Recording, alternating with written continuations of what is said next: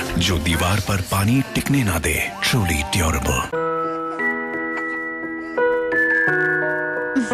जब बड़ी हो जाओगी तब मिलेगा।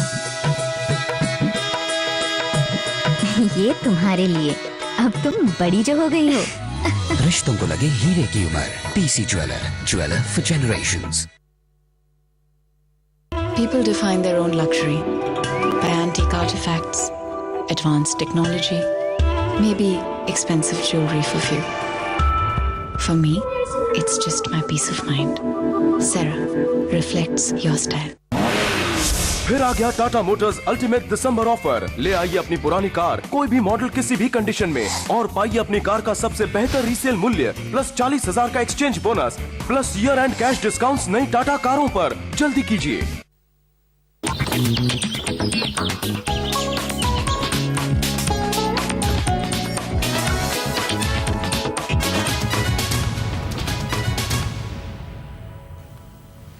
किसान दिवस के उपलक्ष्य पर सीएनबीसी आवाज की खास पेशकश में आपका एक बार फिर से स्वागत है। अशोक गुलाटी जी और शरद जोशी जी हमारे साथ बने हुए हैं।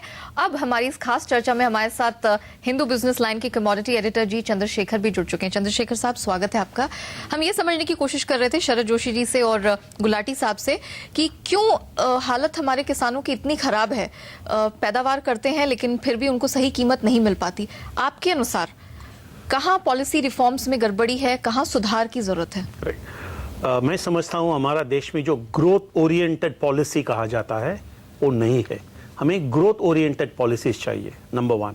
नंबर 2, कहीं प्रोग्राम्स है, कहीं स्कीम्स है, उसका implementation on the ground implementation इतना अच्छा नहीं हो रहा है।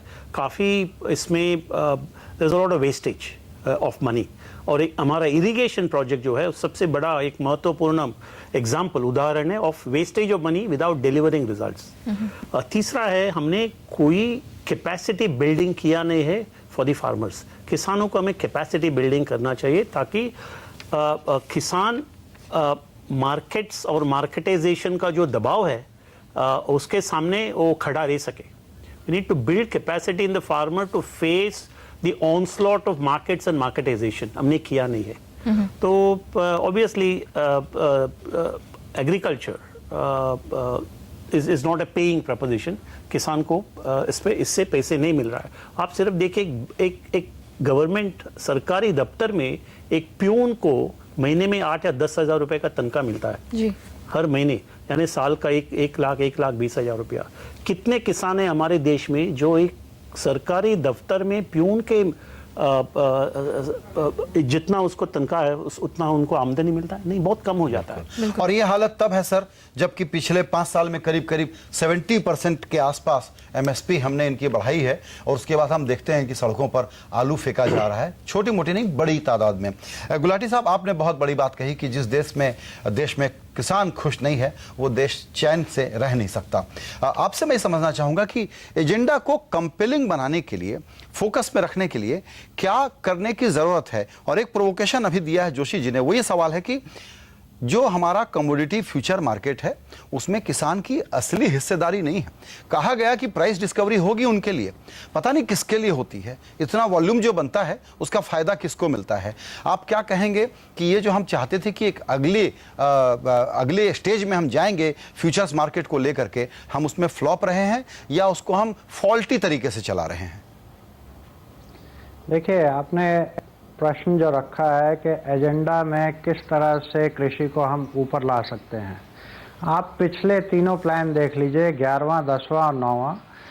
जो उत्पादन का लक्ष्य था हमारा कि हम 4% कम से कम कृषि में वृद्धि लाएंगे एग्रीकल्चर जीडीपी में, तीनों में हम फेल हुए।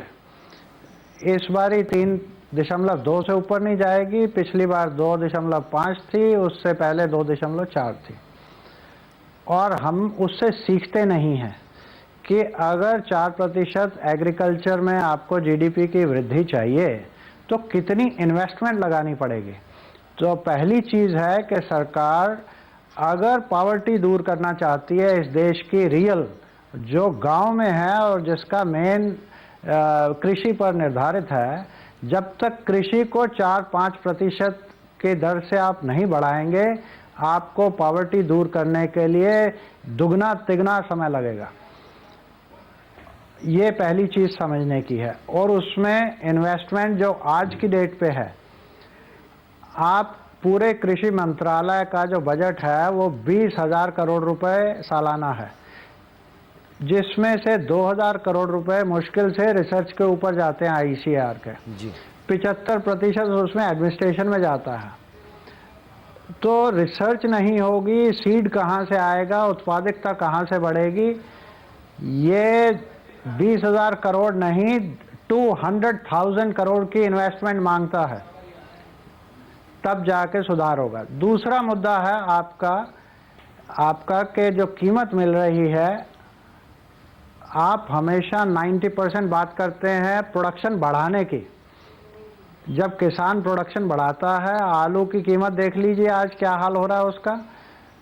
तो पहली चीज मार्केट्स का रिवॉल्यूशन चाहिए, उसमें APMC का पूरा सफाया कर देना चाहिए। असेंशियल कमोडिटीज एक्ट का जो है मेजर रिफॉर्म चाहिए। एक्सपोर्ट्स खोलिए, वेयर हाउस रिसीट सिस्टम आगे बढ़ाइए, फ्यूचर मार्केट्स को आगे बढ़ाइए और डायरेक्ट लिंकेज कीजिए प्रोड्यूसर की कंज्यूमर के साथ। जब तक ये काम नहीं होगा, मार्केटिंग का जो एजेंडा है तो वो इनकम्प्लीट रहा है।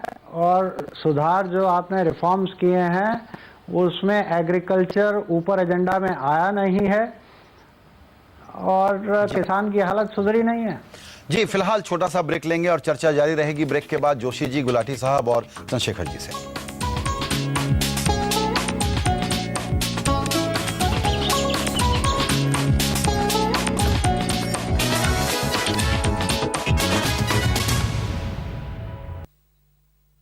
State Bank of India, the flagship of Indian